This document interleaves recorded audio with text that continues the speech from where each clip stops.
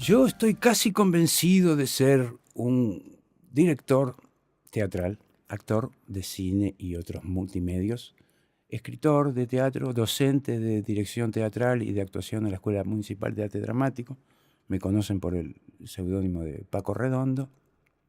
Tengo 57 años y hace 35 que hago teatro y estoy en eso. Con respecto a mi ser, no sé si tengo un ser, sino que hay un devenir, y en ese devenir me llevó a hacer teatro callejero, teatro para niños, teatro en grandes teatros como la Sala Cervantes, teatro en la calle, teatro en la villa, teatro en los centros comunitarios, así que creo en la diversidad y creo que el teatro es uno solo, pero tiene millones de nombres, todos verdaderos, todos incompletos.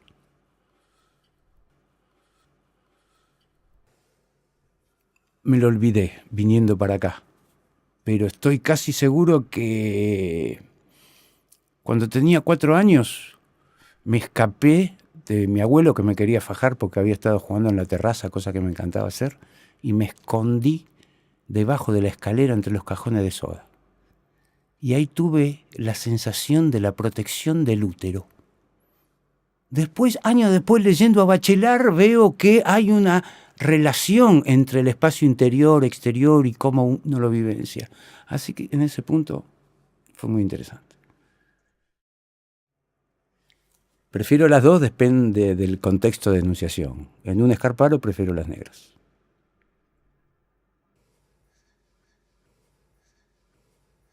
¿Por qué? No lo sé. ¿Para qué? Sí. Empecé a los 4 años haciendo de Pinocho en Jardín de Infantes, que todavía tengo unas fotos, que ya había fotos en esa época.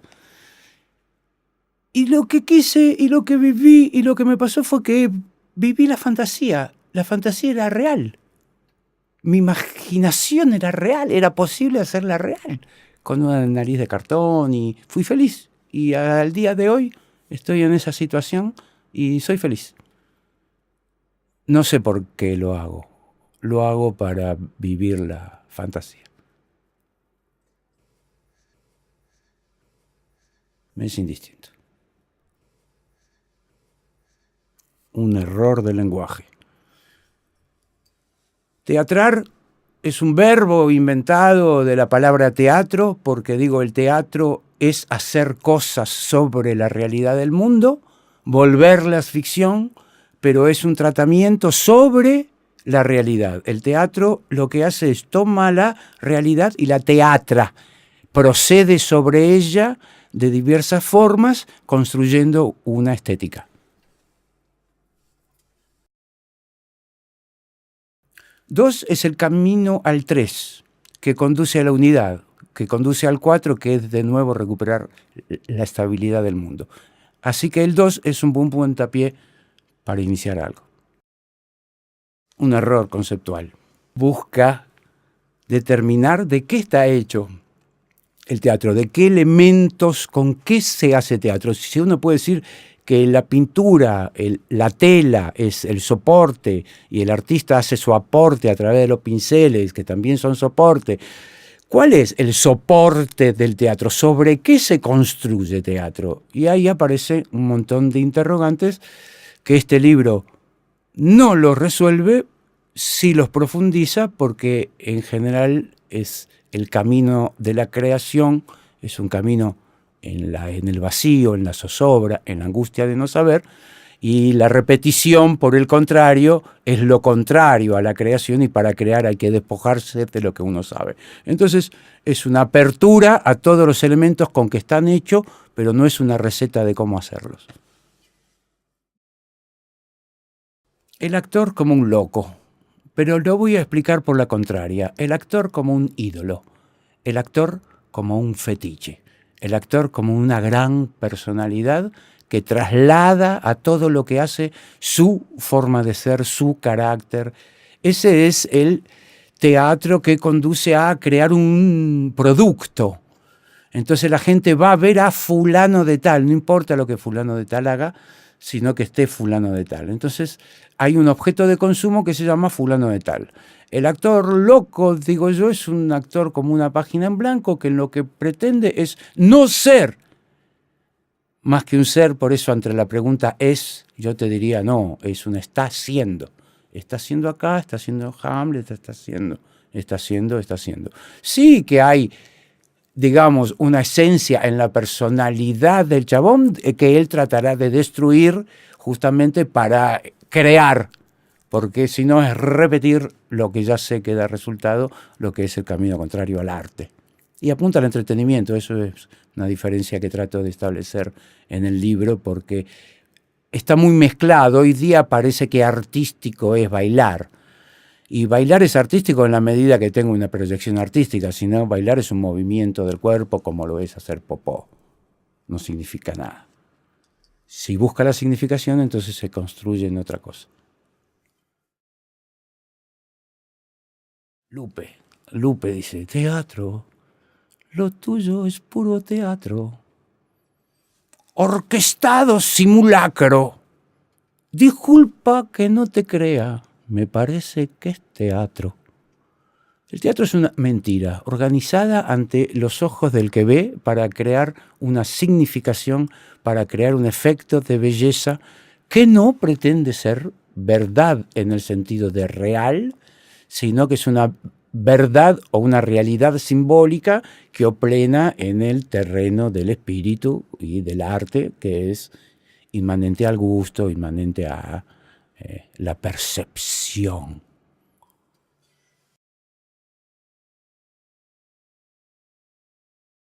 No sé qué es el teatro kabuki, pero lo uso como ejemplo porque ahí usan una cosa que trato en ese punto, que es el servidor de escena. Es una persona real que ocupa un lugar abstracto dentro de la obra porque es el que entra a una mariposa y vemos volar a la mariposa, pero no vemos al actor ni vemos la personalidad del actor, sino vemos la mariposa en vuelo. Entonces, estando ahí, tiene que desaparecer. Y eso es un trabajo que me resulta sumamente atractivo, de cómo estar frente a los ojos del espectador, no ser percibido. O sea, que tu atención no esté en él. Y entonces lo que aparece es el efecto mágico. Hay unos cambios de kimonos a la vista del público, que es una coreografía hermosísima, y el tipo está, porque está ahí, pero a su vez vos lo que ves es esa transformación que produce. En el teatro de aquí, del mundo de este lado, lo llaman servidor de escena o lo llaman utilero y tratan en general de no mostrarlo.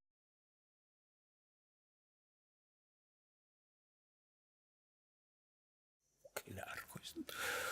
¿El texto de quién? ¿Hay un texto en el teatro? ¿Quién lo escribió? El autor.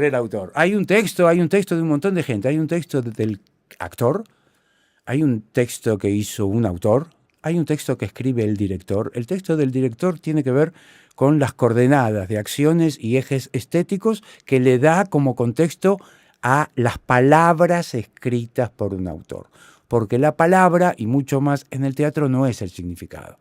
Yo puedo decir te quiero mucho, o te puedo decir te quiero mucho, te puedo decir no sabés cómo te quiero, ¿sabés cómo te quiero mucho a vos? Y entonces la locución, los gestos, el contexto de ese texto es lo que crea el sentido. Entonces el texto del autor es un texto relativo. Está el texto del director, que lo que busca es hacer cosas con esas palabras para ayudarlo al actor a que haga cosas. Y en ese devenir de hacer cosas se torna la puesta en escena. Y hay un texto del espectador que no coincide con ninguno de estos textos anteriores, que tiene que ver con la percepción del espectador en su circunstancia de observador. Quiero decir, ante un mismo fenómeno, matan un pollito en escena. Vos que amás a los animales te resulta acongojante. Una vegetariana le resulta repulsivo. Y yo que me acuerdo de cuando era chiquito y tenía pollitos, me pongo a llorar de la alegría de volver a ver un pollito después de tantos años. Entonces el pollito depende, el sentido último está en la construcción de la cabeza del que mira y en cómo va absorbiendo la información a lo largo del tiempo. Esto en las películas de suspenso es muy claro, cómo van dándote pistas para que creas que el asesino es el portero. Después, no, el portero no estaba, mirá, era el del kiosco. Y después te enterás en la escena 6 de todo lo que vino pasando desde la escena 1. Entonces hay un texto en la cabeza del espectador que el director es el que está obligado a trabajar sobre la construcción de ese texto. Porque es un buen ejemplo para hablar de la transformación del cuerpo con la máscara. La máscara como la construcción de otro yo, y Carlitos Chaplin cuenta en ese ejemplo maravilloso cómo fue que descubrió a Carlitos, que fue de casualidad, fue yendo a un casting, lo mandaron al vestuario y él eligió contradicciones, dice él.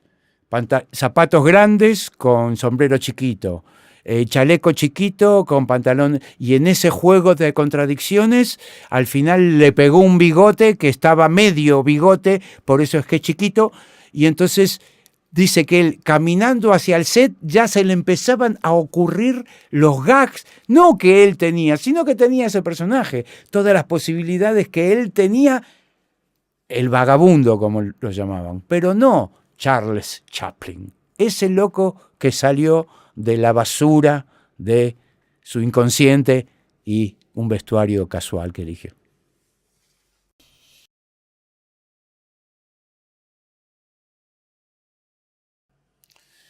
Muchos creen que si dicen yo dirijo esta obra, realmente lo hacen. Dirigir es cubrir un montón de expectativas respecto de la producción, respecto de definiciones estéticas que a veces no las toma el director y las toma el escenógrafo o el actor. En una época las compañías con grandes figuras no eran dirigidas a las grandes figuras. Las grandes figuras se paraban en donde se les daba la gana, hablaban como se le daba la gana y el director supuesto acomodaba toda la comparsa al juego de la gran figura. Y durante muchos años se hizo así, sobre todo cuando había gran figura. Esa media verdulera es un tren subterráneo de la línea A, en el trayecto de Constitución hacia, podría ser un lado u otro, yo elijo que vaya para allá. Así que es un tren. ¿Quiere que le muestre? Versión libre de un largo poema de Aimé Césaire, poeta surrealista nigeriano que estudió en la Sorbona y vuelve a su tierra de origen y escribe un largo poema que se llama Cuaderno de un retorno al país natal. Y me tomé el atrevimiento de hacer esta versión que se llama El Cabecita y yo. Y yo, y yo, y yo, y yo, y yo, y yo, y yo. Yo que cantaba con el puño cerrado. Voy a contar hasta dónde me llevó la cobardía. Una noche, en el subte, frente a mí, un cabecita negra. Un cabecita negra. Era uno grandote, tratando de enrollar en el mugroso asiento sus gigantescas piernas, sus temblorosas manos de boxeador hambriento. Y todo le había abandonado. Le abandonaba su pelo lacio, su cara chata y su aire del interior, todo borrado por la acción de un claro curtidor. Y el curtidor es rata, una rata que se ensaña, en la cara le marca el sino. ¡Debilidad!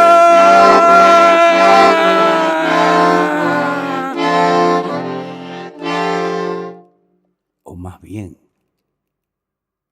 es un obrero infatigable. La miseria, que trabajaba industriosa y malévola, los rasgos de un cabecita negra en la ciudad. 2 dedos de frente, labios cortado a tijera, mirada gacha, mentón huidizo, orejas minúsculas, grotescas, pómulo altivo, la raza más ubicua de toda la creación. Era un morocho, descangallado, sin ritmo ni compás, un hastío sanguinolento. Mujeres atrás mío ríen al mirarlo. Un cabecita negra sin pudor. Por un agujero en las alpargatas, sus patas se burlaban con una risa hedionda. Y el conjunto da. La miseria trabaja con esmero. Había acabado las órbitas de sus ojos. Con un toque de polvo de lagaña los había retocado. Había estirado la piel de pómulo a mandíbula. Había estirado. Había enloquecido el corazón, doblado el espíritu, la espalda. Y el conjunto da un cabecita horrible. Un morocho gruñón, un negro melancólico, un cabeza enloquecido, un negrito enterrado en su campera. Mujeres atrás mío se reían al mirarlo. Mujeres atrás mío se burlaban al reír. Era cómico y feo por demás. Mis dientes mostré, mi gran sonrisa gran. Y así fue que recobré mi cobardía. Así fue que recobré mi cobardía. Saludo a los 500 años que sostienen nuestros derechos cívicos, nuestro desecho humano, sangre disminuida. Mi militancia. ¡Qué farsa! Mi alma está acostada como esta ciudad en la mugre. Esta ciudad que no es mía está hecha a mi medida. Pequeños sarcasmos ahogados. Pequeñas vergüenzas calladas. Pequeños odios inmensos amasan. Reclamo para mí, para mi cara, la alabanza estrepitosa de un gargajo.